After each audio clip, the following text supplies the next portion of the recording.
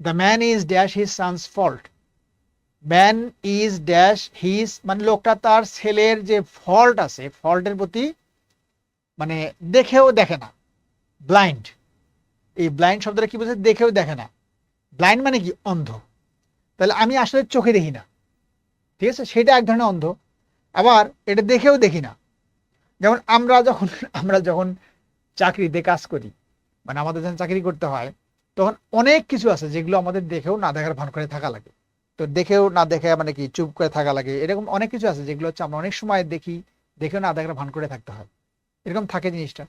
এইটা হচ্ছে blind to, অর্থাৎ দেখেও না দেখার ভান করে থাকা, সেটা হচ্ছে ব্লাইন্ড টু।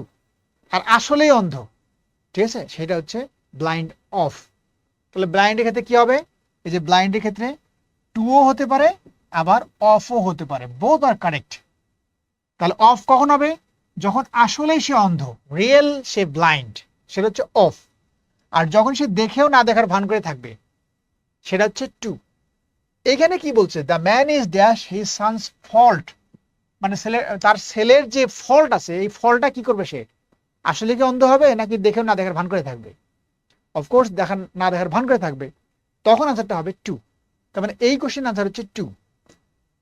যদি এই কোশ্চেন বলতো the man is dash on I,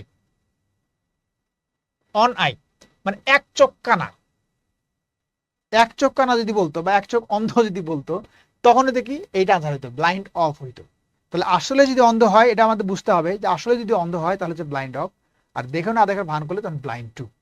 এগুলো একটু পড়লেই হয়ে যায়, এটা মোটেও ডিফিকাল্ট কিছু না,